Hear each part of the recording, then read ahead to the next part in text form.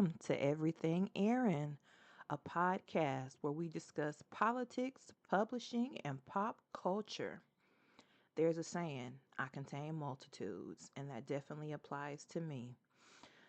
The mission of me starting this podcast is to awaken truth, transmute pain into power, and to guide us back to the sacred wisdom within ourselves. At the same time, continuing to educate ourselves and sometimes maybe just talk a little mess sometimes too. I'm Erin Ashley Tanner. I'm a mother, an author, and a proud card carrying member of the 92%. In 2009, I graduated with my bachelor's in legal studies, and in 2013, I graduated with a master's in political science. 2013 was also the year that I began my author journey. You could describe me as a fiery, opinionated Sagittarius with a thirst for knowledge and an unquenchable love for the arts, justice, and just the right brand of tea, literally and figuratively. In this current political climate, telling the truth is more important than ever. Finding a way to, take the pain of the things that we're feeling right now and turn it into power in whichever way power looks for you. And reminding ourselves as Black women that we are everything is the purpose of every episode of Everything Erin. So the first thing I want to talk about is loosely titled, Sis, You've Done Enough. Now, as Black women, we've all heard the saying and parroted ourselves, if you want something done right, get a Black woman to do it. And while that saying is true, without a doubt, us adhering to that mantra of always being the ones to step in to right the sinking ship or putting out the blazing fire has been to the detriment of our own peace and putting ourselves first. The 2024 fiasco of a presidential election was definitely proof of that. You might say it was actually the most important election of our lifetimes. More important than JFK being elected the first Catholic president and the youngest. 2024 was even more important, believe it or not, than the election of Barack Obama to the White House. Why? Because we were fighting for the soul of this nation. And with our hair laid, skin moisturized, and melanin glowing, Black women showed up in mass and voted for Madam VP Kamala Harris to be the first woman and the first Black and Indian American president of the United States. 92% of Black women overwhelmingly voted for Kamala Harris. The other 8%, well, they're just as confused as Candace Owens is, but I digress. And though we came together and we fought the good fight, as we always do, no one stepped up to fight with us. Instead, we only received betrayal in return. Overnight, it seemed that collectively, we all made the decision to take off our capes and sit the next 4 years out. Now, I believe it was a spiritual alignment. I believe that something spiritual and powerful happened. Because how else could you explain us collectively making this decision? And around the world, we all made this decision. And a righteous and fed up anger kind of took hold of us. And we began this journey towards putting ourselves first. As Black women, most of us have been raised and conditioned that there is always something that needs to be done, some problem to be solved. And while that is true, sis, you've done enough. You've done enough. Now, it's always important that we look back where we've come from. Or as they used to sing in the Southern Black church environment I grew up in, how I got over. The 15th Amendment in 1870 prohibited Black people from even voting. The 19th Amendment in 1920 was supposed to strike down women being prohibited from voting, but like everything else, everything is always more complicated when it comes to Black women.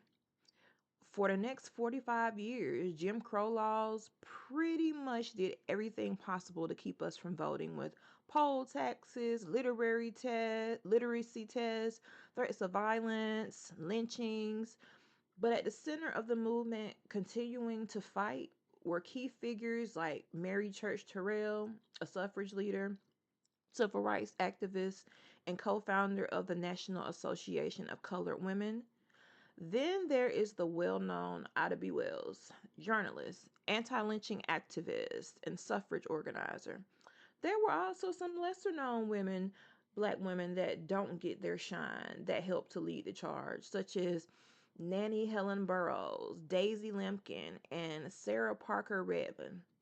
These black women were instrumental in being on the front lines, helping with the work that led to the passage of the 1965 Voting Rights Act. History, history, history.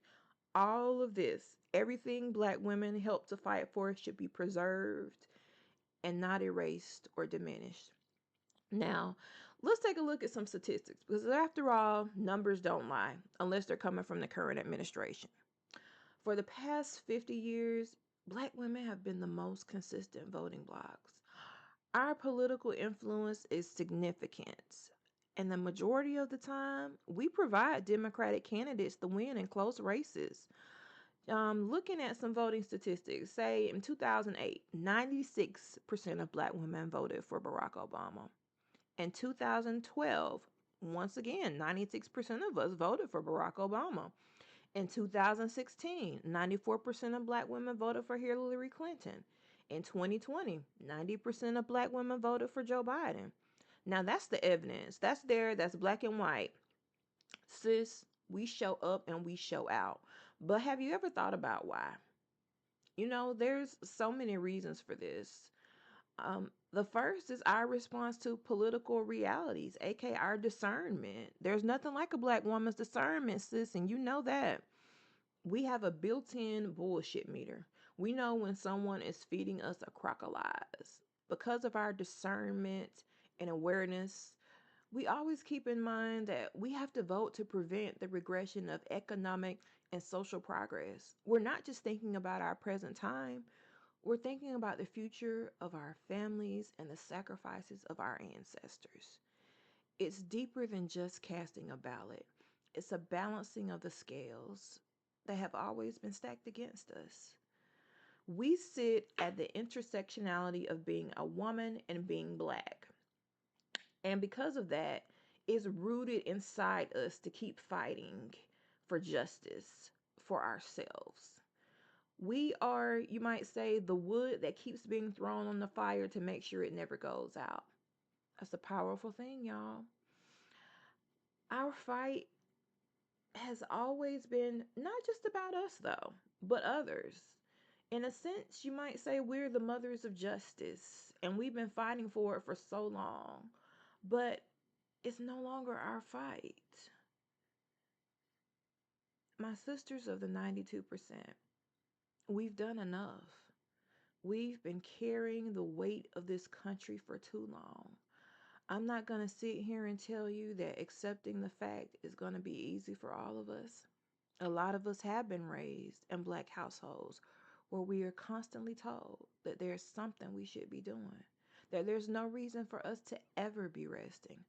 I'm asking all of you, under the sound of my voice, give yourself your own flowers.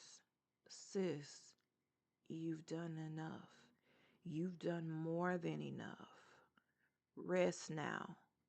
Recharge. As the world continues to burn down around us, watch like everyone else. And if anyone dares to question why you're not doing anything, sis, simply tell them you've done enough. You've done enough. Thank you. This was the first episode of Everything Erin. I hope you enjoyed it, and I hope that you come again soon.